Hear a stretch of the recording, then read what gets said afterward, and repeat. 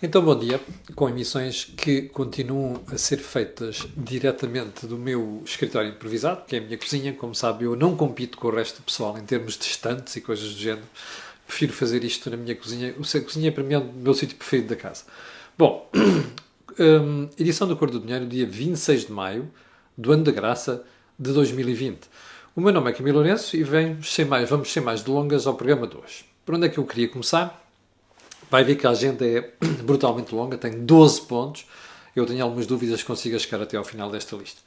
Bom, tenho uma série de mensagens esta manhã. Quando acordei, eu acordo muito cedo, tinha aqui uma série de mensagens a pedir-me para ver a entrevista de Catarina Martins à TVI e comentar o que é que eu achava sobre o assunto. Eu vou deixar para amanhã porque não consegui ver tudo e, portanto, se houver alguma coisa de relevante, voltarei ao assunto amanhã. E para onde é que queria começar hoje? Bom, pelo período de ordem do dia, com uma informação que nos é feito chegar a nós jornalistas pelo economista Eugênio Rosa. Como sabe, Eugênio Rosa, embora seja uma pessoa ali encostada à extrema-esquerda, é uma pessoa com alguma audiência e é uma pessoa que se tem referido e tem analisado com alguma acutilância o problema de Montepio. Eu não estou sempre de acordo com aquilo que Eugênio Rosa diz, nomeadamente as análises que ele às vezes faz, por exemplo, na Segurança Social, mas de vez em quando há coisas que Eugênio Rosa chama a atenção que vale a pena estar atento. Uma das coisas que ele vem dizer ontem é que apenas 35% dos desempregados que existem neste momento em Portugal estão a receber subsídio de desemprego. Bem, eu não sei se é verdade, mas se somarmos aqui alguns factos que começam a vir a público, nomeadamente sobre a ineficácia da Segurança Social e os problemas que o Ministério do Trabalho está a ter, não custa acreditar. E vamos ver isso daqui a bocadinho quando falarmos dos apoios aos trabalhadores independentes, vulgo as pessoas que passam recibos verdes. Portanto, era importante apurar isto. E era importante que, inclusive, na minha classe, nós jornalistas tentássemos tirar ou ter confirmação daquilo que está a ser dito. Segundo ponto, vem aí a época de incêndios. Já percebeu? Nós ainda não chegámos a junho, estamos com temperaturas já muito elevadas, e, apesar das chuvas das últimas semanas, há zonas que estão muito secas. Também já começou a perceber que começam os primeiros avisos para isto. E não só avisos de partidos políticos, onde parece que foi o PSD, mas o Mata Soares, o Presidente da Liga de Bombeiros, ontem já vinha falar de algumas limitações e alguns problemas que começam a aparecer no setor. Eu sei que às vezes Mata Soares exagera. Ele não concorda comigo. Diz que eu às vezes sou muito crítico dele, mas que me perdoa. Pronto. Mas não é demais começarmos a pensar, já estamos todos concentrados no Covid e na pandemia, começarmos a pensar na forma de resposta para um problema que é sistemático, que é crónico, que é endémico, que é o problema dos incêndios. E a esse propósito, estava a ver os jornais de hoje e dei com a manchete do jornal Notícias que diz que o Exército comprou drones para fogos e nunca os usou. Não é assim tão raro isto suceder em Portugal. Não sei se é exatamente assim, não tenho razões para duvidar daquilo que o jornal diz, mas o jornal diz que o governo justificou o gasto de 6 milhões de euros nesses drones com a missão de vigilância florestal. Se calhar era bom tentar perceber porque é que se gastaram 6 milhões de euros e os drones não foram utilizados. Até porque, como sabe, já está aí na calha compra de mais instrumentação, entre aspas, meios destes. O setor da cultura e os lobbies. Ontem tivemos mais uma manifestação, aliás, sempre muito escutadas pela nossa Ministra da Cultura. Eu já disse aqui, não tenho nada contra a cultura. Incomoda-me aquelas manifestações de cultura que estão sempre só a pensar no Estado e mais nada, e eu acho que nós temos um excesso disto. Mas volto a dizer outra coisa. Assim como este setor tem uma capacidade de lobby brutal, porque os governos têm medo deste setor, nomeadamente daqueles operadores mais à esquerda, não se descuidem, porque há outros setores da economia que estão a precisar de apoio e que continuam a receber esses apoios. Daqui a pouco vamos ver alguns. Portanto, é preciso equilibrar este acesso que a cultura e associados têm ao poder e a ausência de influência e também de voz que outros grupos da economia manifestam. Ponto seguinte. As operações bancárias, levantamentos, cheques, essa coisa toda caíram para níveis de há 20 anos. Não estou surpreendido, ninguém deve estar surpreendido com isso, mas chama a atenção para uma coisa. Se calhar os bancos precisam de levar as pessoas a acelerarem a sua transição para a área digital. Até porque isto vai ajudar os próprios bancos. Mas, por favor, que não aconteça o que sucede hoje em dia. Que às vezes vamos pedir ou fazer uma transferência e pagamos uma fortuna, literalmente uma fortuna, por aquilo que acontece. Ou seja, vale a pena aproveitarmos esta crise para acelerar a transição para o digital. Com o que isso quer dizer? Ponto seguinte. O novo banco é dos que mais vai sofrer com esta crise. Bom, há um estudo sobre crédito mal parado, vamos falar sobre ele daqui a bocadinho. O meu jornal chama-lhe mesmo um tsunami de crédito mal parado a caminho.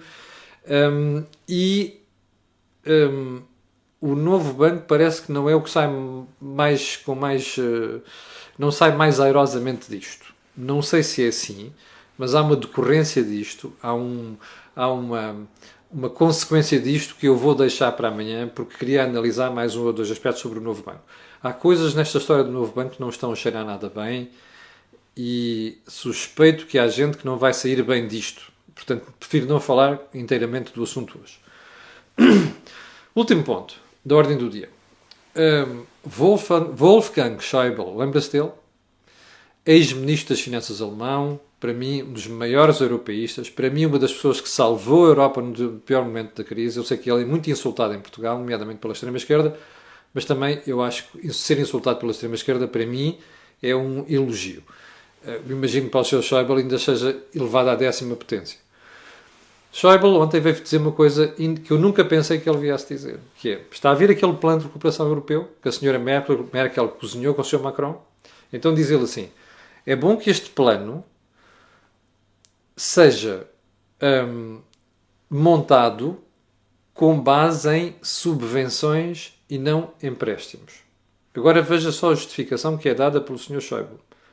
Aquelas economias mais debilitadas, que têm um nível de dívida muito elevado, ficariam com um fardo ainda mais pesado se por acaso fôssemos mexer, ou melhor, fôssemos conceber um sistema em que estas economias ficavam mais endividadas. Ó pessoal da extrema-esquerda, ó fofinhos, vocês que insultaram tanto o Sr. Schäuble na última década e meia, não querem bater palmas ao senhor? Eu até tenho uma sugestão. Nestes novos monumentos que vão aparecendo aí, olha, fica a sugestão para as câmaras municipais, nomeadamente a de Lisboa, façam uma estátua ao senhor. E já agora, uma outra estátua à senhora Merkel. Até porque ele foi tão bonzinho, a um nível que a mim, como analista, me preocupa. E eu vou-lhe dizer qual é. Vamos imaginar a seguinte situação. Imagine que para Portugal vêm 15 mil milhões de euros. Daqueles 500 mil milhões que o Fundo de Recuperação e a Comissão Europeia vai buscar aos mercados. Imagine, 15 mil milhões de euros. Para onde é que deveria ir esse dinheiro, não sendo empréstimos, para medidas de apoio à economia? Pergunta. Você tem a certeza que é isso que vai acontecer?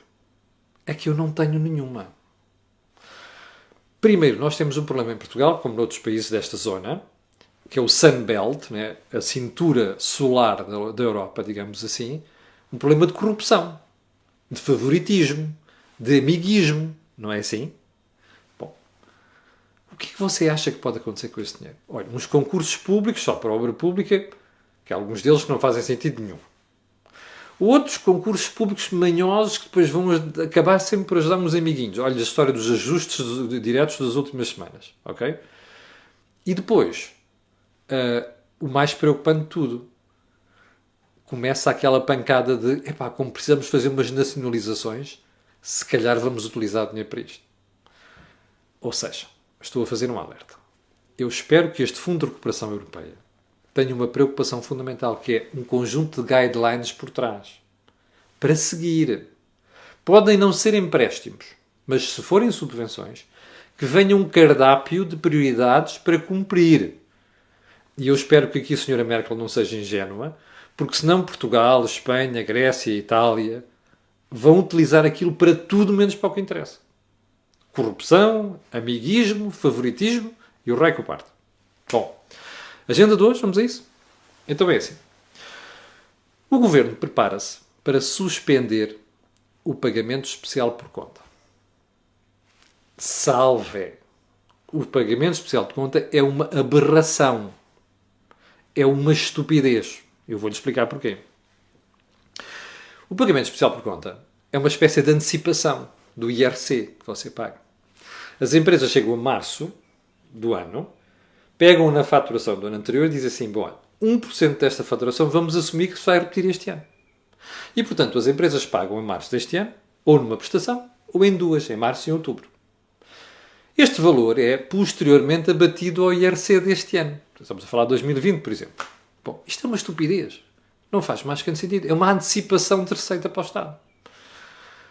O Governo ontem, aquele deputado, não sei como é que ele chama, dos Verdes, quer dizer, aquele satélite do PCP, ao sair de uma reunião com o Primeiro-Ministro, veio dizer que o Governo estava a pensar fazer isto.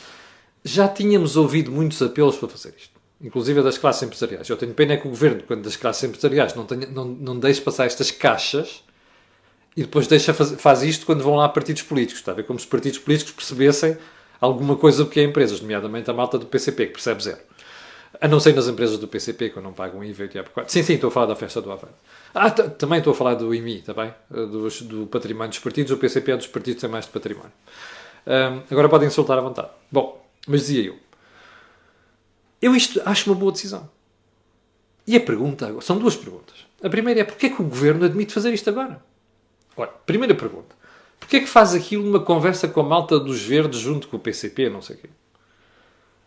Porque quer mostrar à extrema-esquerda que está preocupado com as reivindicações da extrema-esquerda e, portanto, quer-lhes dar algumas abébias, fazerem uma boa figura. Em segundo, porque é que o Governo agora está mesmo a pensar fazer isto? Olha, já por aquilo que eu lhe disse há vários dias já, que é, o Governo já percebeu a dimensão do desastre económico que está neste momento a ocorrer.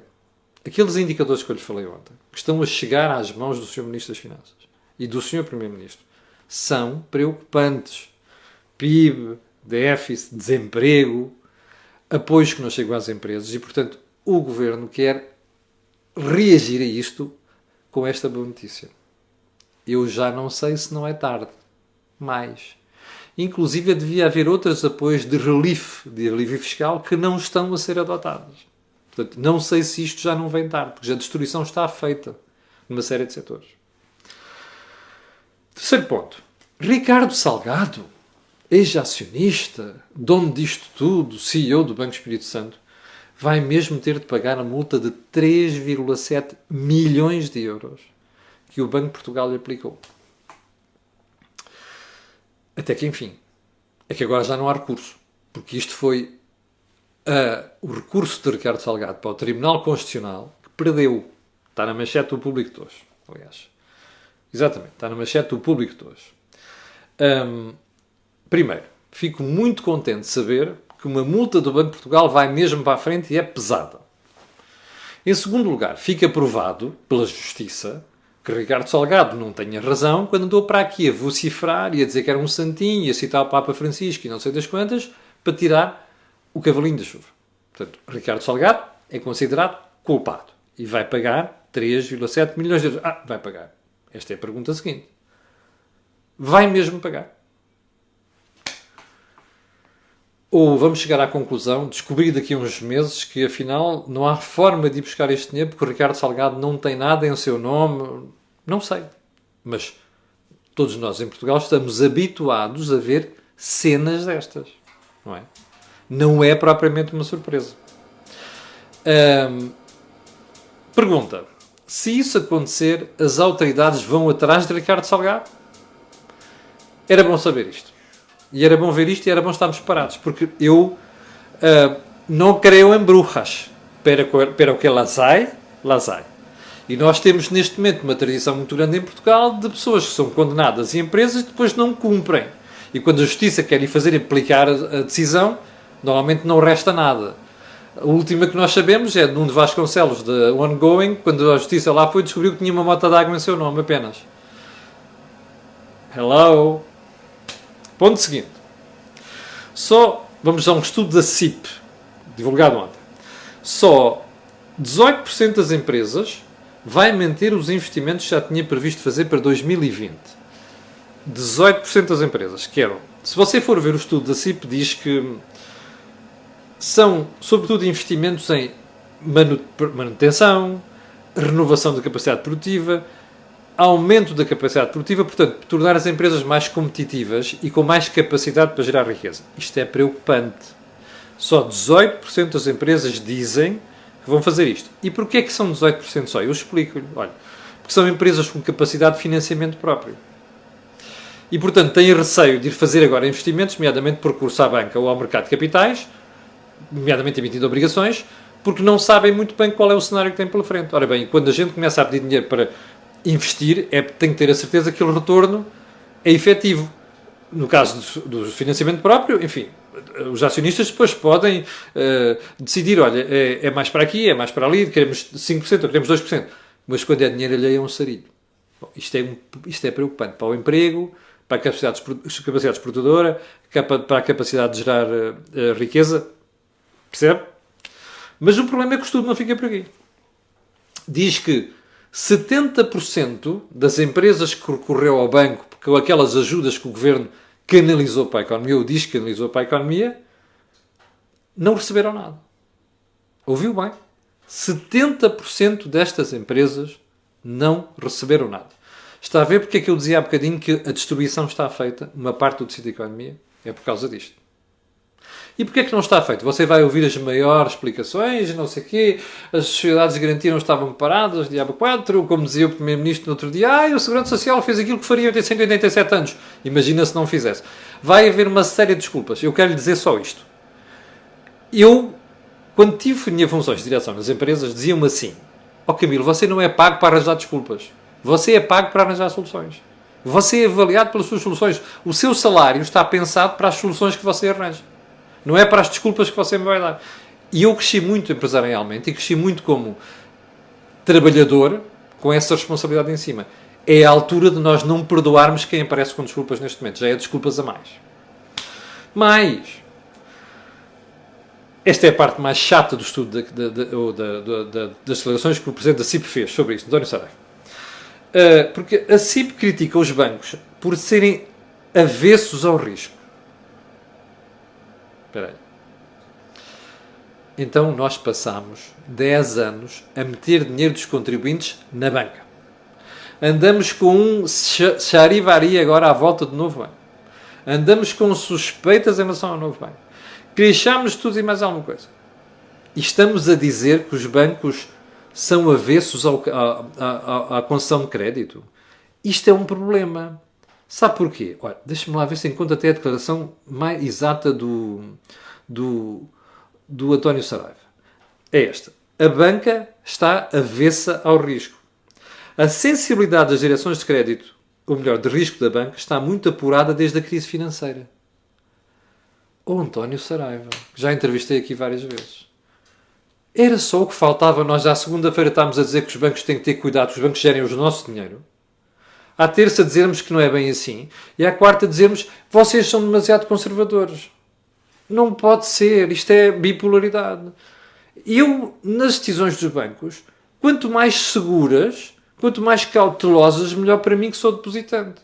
Portanto, nós não podemos ter este discurso ciclotímico, que é uma coisa é assim hoje, outra coisa é assado amanhã. Não faz mais pequeno sentido.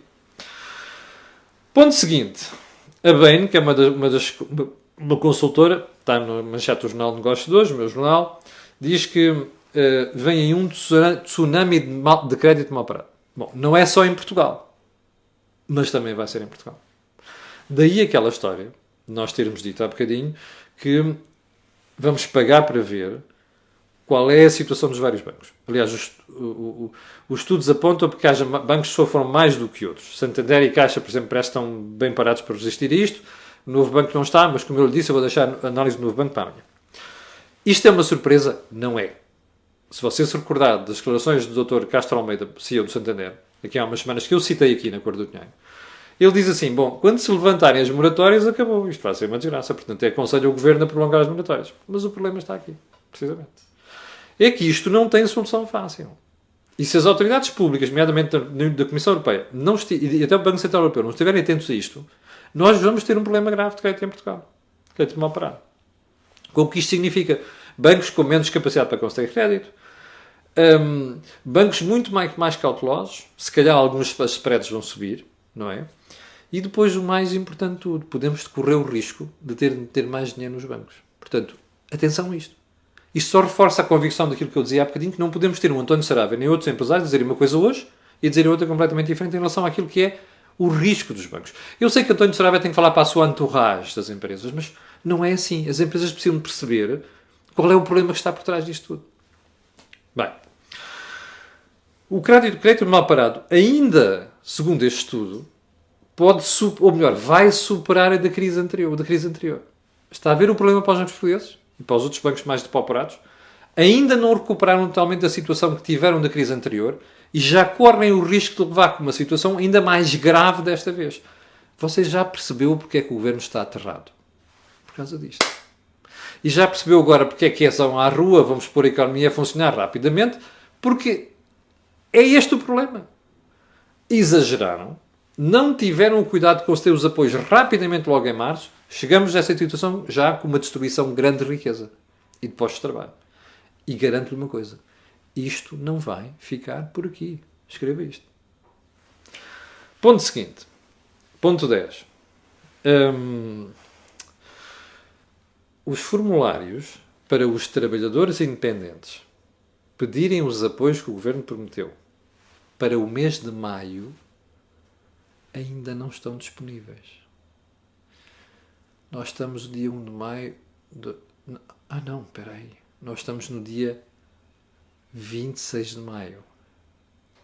Esses formulários ainda não estão disponíveis.